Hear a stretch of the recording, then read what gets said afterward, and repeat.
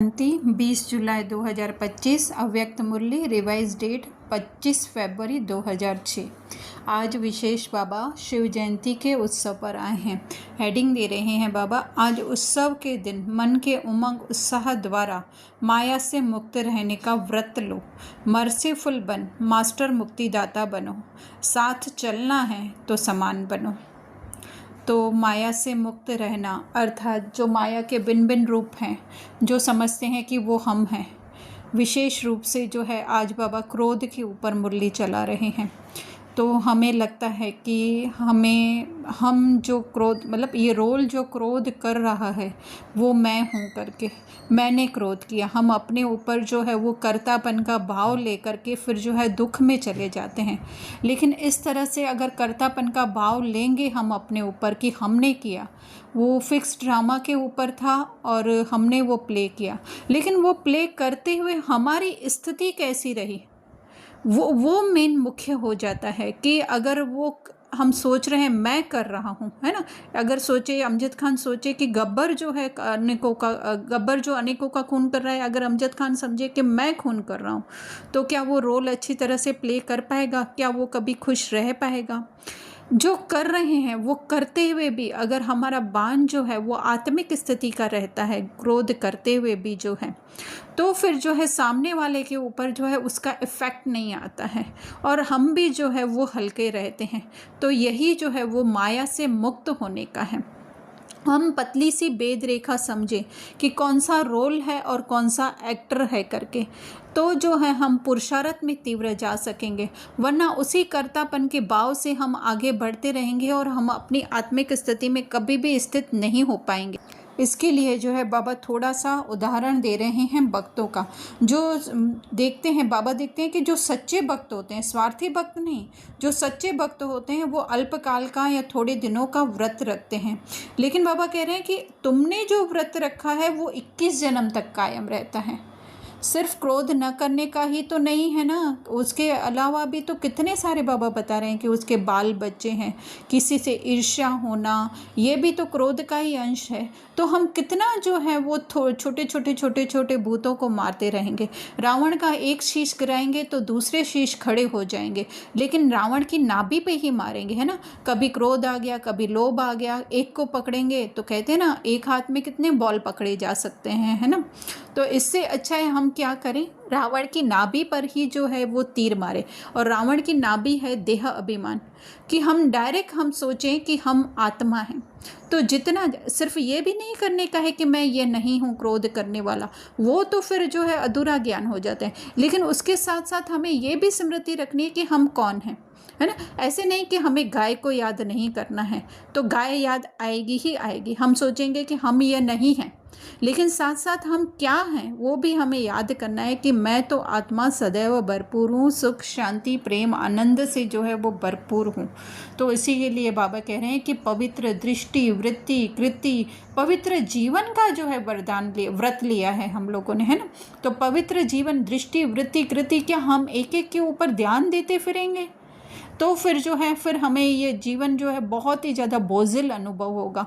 हम स्वयं को जो है बहुत ज़्यादा वो सोच विचारों में अनुभव करेंगे, नहीं मुझे ये नहीं करना चाहिए, नहीं मुझे ये कर। उससे अच्छा है कि मैं आत्मा हूँ, इन सब से न्यारी हूँ, बस एक ही तो संकल्प लेना है, वही तो जो है वही तो पवित्रता है। इसके लिए बाबा कह रहे हैं कि पवित्रता सिर्फ ब्रह्मचर्य का व्रत नहीं है ना, सिर्फ शरीर की हम लोगों ने शुद्धि कर ली वो नहीं है, लेकिन जीवन में आहार व्यवहार संसार संस्कार सब पवित्र। आहार अर्थात ऐसे नहीं हम जो बाहर का भोजन करते हैं, नहीं, जो हम संकल्पों का भोजन करते हैं वो भी कौन सा, आत्मिक होना चाहिए।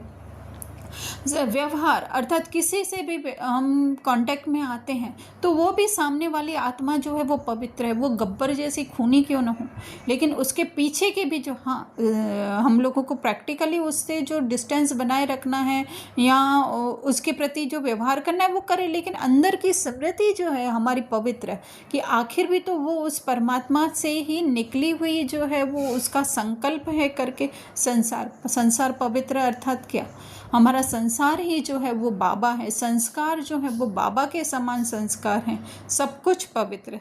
तो इसके लिए बाबा कह रहे हैं क्रोध का व्रत लिया है वो छूट गया है, छूटा है। तो ऐसे नहीं कि हम लोग अगर प्रिया पूजा प्रदीप प्रमोद समझ करके हम क्रोध को ऊपर ऊपर से कंट्रोल करने की कोशिश करेंगे, फिर तो वो सप्रेस होके एक ना एक दिन जो है एटम बम की तरह फूटने लगेगा। लेकिन वो करने वाला ही मैं नहीं हूँ, तो धीरे धीरे धीरे जो है वो क्रोध जो है वो छूटता जाएगा और हमें पता भी नहीं चलेगा। तो इसके लिए बाबा कह रहे हैं ईर्ष्या, जेलसी, ये भी जो है वो क्रोध के ही कहीं ना कहीं अंश हैं। तो इसके लिए बाप दादा के प्यार के पीछे तो बाबा से प्यार है, उसकी निशानी क्या होगी कि कुर्बान, फरमान पर कुर्बान। तो बाबा का फरमान ही है कि तुम आत्मा हो। फिर बाबा कह रहे हैं कि थोड़ा सा हमें इमोशनल भी बाबा कह रहे हैं कि एडवांस पार्टी वाले की भी पुकार आती है, माया भी कहती है कि मुक्ति दो, मुक्ति दो, है ना। एक्चुअली होना तो सब कुछ ड्रामा अनुसार है, कुछ भी हम नहीं कर सकते हैं ड्रामा अनुसार, अर्थात बनी बनाई ये शोले मूवी है ना, उसमें क्या कोई कुछ चेंज हो सकता है क्या। लेकिन सिर्फ क्या रखना है देखने वाले को, है ना। अगर देखते समय पर अमजद खान या अमिताभ बच्चन ये सोचे कि मैंने ये किया, मैंने ये किया, नहीं, मैं उससे न्यारा बाहर बैठकर ऑडियंस में हूँ। तो इसी तरह से जो भी हो रहा है, जो भी सीन हमारे जीवन में घटित हो रहा है, उनको हम ऑडियंस की सीट पर बैठ करके देखें। बाबा कह रहे हैं अभी भी 1 महीने का समय हमें बाबा दे रहे हैं, फिर हमें कह रहे हैं न दुख देना है न दुख लेना है। तो बाबा कहते हैं दुख देते तो नहीं हो पर दुख ले लेते हो। तो वो कैसे होता है न दुख देना है न दुख लेना है, कि अर्थात न हम किसी को आत्मिक किसी को हम शरीर के हिसाब से देखें, है ना, न उसके पार्ट के हिसाब से, न वर्तमान संस्कार के हिसाब से, न रोल के हिसाब से, न ड्रामा के हिसाब से देखें, तो उसके सत्य स्वरूप में हम देखें, वही है उसको दुख न देना। लेकिन बाबा कह रहे हैं दुख ले लेते हो, देने में तो फिर भी थोड़ा सा हम लोग अटेंशन रखते हैं कि नहीं हम नहीं। लेकिन कोई हमको कहता है कि तुम कमज़ोर हो, तुम गुस्से वाले हो, या तुम ऐसे हो, वो सामने वाला जो है हमें अपने कैरेक्टर, हमारे कैरेक्टर के हिसाब से या वर्तमान रोल के हिसाब से देखता है, तो फिर हम सोचने लगते हैं कि हम ये हैं। तो ये है दुख लेना। भले कोई कितना भी कहे, लेकिन हमें तो पता है ना कि हम ओरिजिनल वो आत्मा हैं। तो कहीं ना कहीं जो है ये हमारी आत्मिक स्मृति की कमी है कि हम स्वयं को उस संपूर्ण आत्मा में नहीं देखते हैं। तो जितना जितना, जैसे बाबा ने आगे भी ड्रिल करवाए ना कि किस तरह से हमें पहले साइलेंस में जाकर फिर फरिश्ते सूक्ष्म वतन में बनना है, फिर जो है इस तरह से पूरी बाबा ने ड्रिल करवाई कि तुम फिर अपने आप को संगम पर देखो, मधुबन में देखो। तो इस तरह से बार बार, तो वो कौन कर सकता है ना। क्या शरीर जाएगा? प्रिया पूजा प्रदीप प्रमोद बार ये सारा चक्र पूरा करते हैं? नहीं, आत्मा का मन जो है वो पूरा करता है। तो ये पढ़ाई भी जो है वो मन ही कर रहा है, क्योंकि आत्मा तो सदैव संपूर्ण है ही है। फिर आगे बाबा जो है वो वरदान दे रहे हैं कि विश्व कल्याण की जिम्मेवारी समझ, समय और शक्तियों की इकोनॉमी करने वाले मास्टर रचता बाबा। तो बाबा कह रहे हैं जैसे कि जितना बड़ा घर होता है तो उतना ही जो है वो इकोनॉमी का ख्याल रखा जाता है ना। तो यहाँ पे हमको कौन सी इकोनॉमी करनी है? अपने संकल्पों की। ऐसे नहीं हम सप्रेस करें, कंट्रोल करें, नहीं, वो हो नहीं सकता है और ना ही हमें वो करना है। वो ज़बरदस्ती का रास्ता है। कभी भी बाबा ज़बरदस्ती नहीं सिखाएंगे, सहज योग सिखा रहे हैं।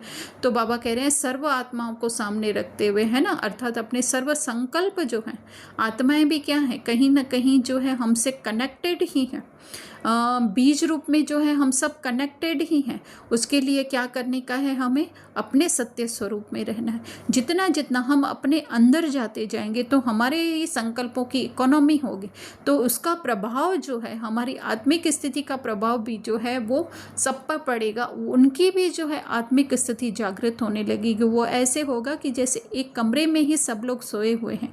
अगर कोई उठता है, थोड़ी बहुत हलचल भी करता है, तो कहीं ना कहीं से तो दूसरे की भी जो है वो नींद थोड़ी ना कहीं तो खुलती है। इसी तरह से हमारी आत्मिक स्थिति जागृत होगी तो और भी जो है औरों की भी जो है थोड़ी थोड़ी आंख तो ज़रूर खुलेगी।